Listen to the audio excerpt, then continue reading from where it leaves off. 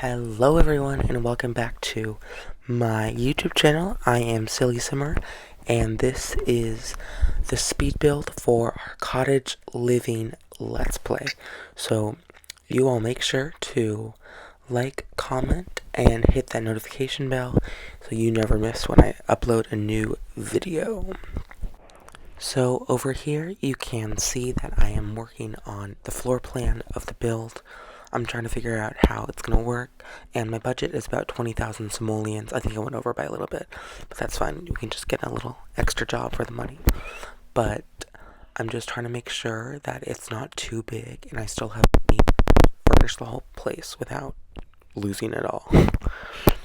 Anyway, so my Sims that live here, if you saw my previous video of the cast walkthrough with them, it's a single mom and her single child. She only has one son, and they are moving to the countryside just to get away from it all.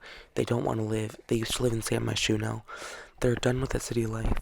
The mom wants her son to get to a better school, and she knows that the Henford on Bagley has great schools, so they're just coming here to live out their college dream. Anyway, so this is where I'm just working on the exterior, trying to figure out how I want the porch and how I want the outside of the building to look. I had a little bit of a struggle with which door to pick. I liked the one that's on the screen right now. I like that one, but I ended up going with a different door. You'll see that soon. And then here I was just trying to figure out what windows went with everything and what size of the windows that I should do, because the shutters make those windows pretty wide. And then I did them on those two little bathroom bump outs. And then I forgot to put bb.move objects on. So if you click Control Shift C and type in bb.move objects into that white box that comes up, you can place objects anywhere. So it's really useful for building. Anyway, so this is where I was trying to figure out what the foundation was and how I wanted it to be. So now I was just putting the stairs on and seeing, and a good trick if you are low on budget, I'm about to do it soon, you take the sledgehammer and you can delete the bottom part of the stairs so that you gain more money from it. I think it gives you 300 to 400 simoleons, which is really nice, especially for porch stairs, because you don't really need the underside for porch stairs. So this is where I was working on roofing, which was the hardest part of the house for me, because I wasn't sure what kind of roof. See, I went from the gabled to this roof that's on right now, and then I made it half so that I could do both sides. And then I just played around with the gabled roofs to see how they would fit, and they looked really tall and kind of weird, and I had to fix the overhang right there. But they just it seemed a little weird, and there was a little clipping in the back right there. So I just spent some time trying to figure out how to fix that, because it was really weird that way I was doing that. And let me just say, not even about my build, Henford on Bagley is such a beautiful world. When you look around, all the trees and all the architecture, it's really pretty. And so I try to take a little bit of the outside architecture and to kind of match it with my house, so it seemed like it fit in.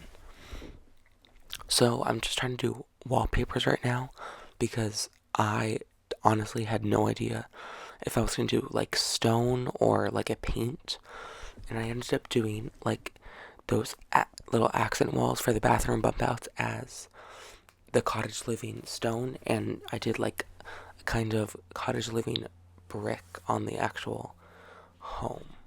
So I spent some time right here thinking about which swatch and which pattern I should do. I ended up sticking with that. And if you hold shift it paints the whole room. That's a little builder's tip while you paint, which is really nice and easy rather than going panel by panel. Anyway, so now I started to work on the inside, and this was just me figuring out the flooring and trying to figure out the floor plan. So on the right side of that big room, I was thinking about doing a kitchen. I love adding columns to builds. I think this is the best building hack you can have, is just add columns to all the edges. It just makes it look more finished. But yeah, so this is me just trying to figure out what my floor plan was going to be and how it was going to work. And I think I must have like forgotten about painting because I didn't paint until like the last section of the video, which is a little weird. I don't usually do that, but I guess I did this time. Here I was trying to figure out the swatch of it, and as you can see, I was really trying to go for like green, like light pastel vibes, because that's what I think the single mom would like. Anyway, and I didn't know if I should do the white swatch on the fridge or the green swatch. I'm pretty sure I ended up going with the green swatch, which I agree with. So obviously, I used a lot of Cottage living because it's like a cottage. Oh, and the reason I keep opening the gallery is to see my budget because I'm Build It and Manage World, so I don't have a budget. But I'm really just trying to like figure out how I can make it cheap and still not look bad. But as I said before, it was very much about like I wanted cute swatches. I love that rug. I think I used it like 3 times in the build, but I sized it down and changed the swatch a lot. So I thought that was a good idea. Cottage living has such good kitchen decor. I love the like tea platter and the like crock pot little pan. So this is where I wanted to do the living room and figure that out. I mean, I was putting doors on right now, but I'm pretty proud of this house, and I think it's gonna look good with the aesthetic that I was going for. Anyway, see, I think in the living room I also reused the rug. There's so many really good swatches and really good different patterns on that Cottage living rug. Even though Cottage living only came with like one rug, I used it so much and so versatile. So it's very versatile. So yeah, I use the same rug, except in a different swatch and a different size. Yeah, so I wanted to use a better TV, because obviously the TV I put is like low quality, but it ended up being fine, and it was just for the sake of the budget. But I wasn't sure if I wanted to put the TV on the coffee stand or that TV stand that I just put down. I ended up going with the TV stand because I thought it just looked better, and I loved the green swatch. Because remember, I wanted to go with like green and yellows, pretty pastel.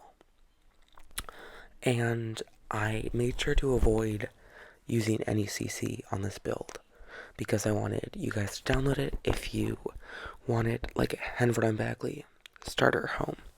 So there's no CC involved in this build whatsoever, not any custom content. So that's good.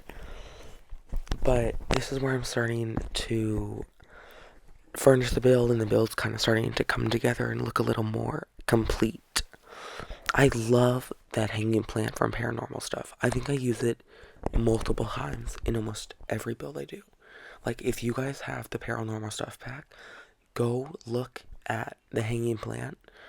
I almost forget how much I love it. So yeah, I was looking at some CC beds back there, but I decided to do a CC free build. You know what always annoys me about the nightstands in The Sims 4? The actual nightstand is like taller than the bed, which feels weird. I don't think the nightstand should be taller than the actual bed. But, I mean, if you size it down, then it gets too small. So it's like a win or lose situation. I mean, you can't win or lose. I wasn't sure if I was going to use that curtain that I put on the window, because I thought it might be a little too big and clunky. But I did end up using it because I found a green swatch that I really liked, and I thought it fit the aesthetic of the house very, very nicely. So there I put some university plants on, and then that plant that we got from that one base game update like a year ago. But I ended up taking the Discover University plants off because I didn't want the smiley faces, because I didn't think it went with the house. And this is where I started. So the family that I'm doing does not currently have a pet sim, but I think I'll probably get one soon.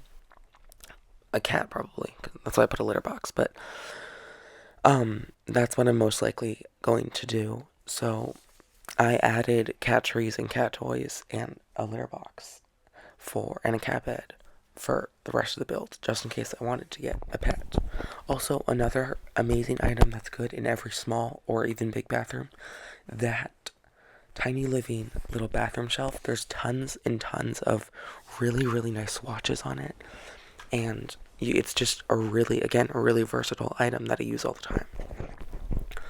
And I was thinking about using toilet paper, but like 50 simoleons, not when you're on a budget. So yeah, see, I added this huge cat tree to fill up some space, and I added a cat bed right there, and then I added another like little cat plaything in the child's bedroom. So here I'm just trying to furnish the bedroom like I mentioned earlier, and I was really excited about this bedroom because I had some pretty good ideas on how to furnish it. I ended up using, I think you'll see in a second, this really awesome like end table, but I used it as like this little storage. I imagined it as like storage for the kid. Again, with the paranormal hanging plant, that is honestly one of the most, I feel like it's one of the most underrated Sims items in like the whole game, because I don't see it used that much, and it's like, it looks good in every situation, and you can basically put it anywhere. So I really like that plant, obviously, like I said before. So here I was working in the bathroom. I wanted it to be similar to the mom's bathroom, but it is a little bit smaller because I didn't think he needed as big of a bathroom.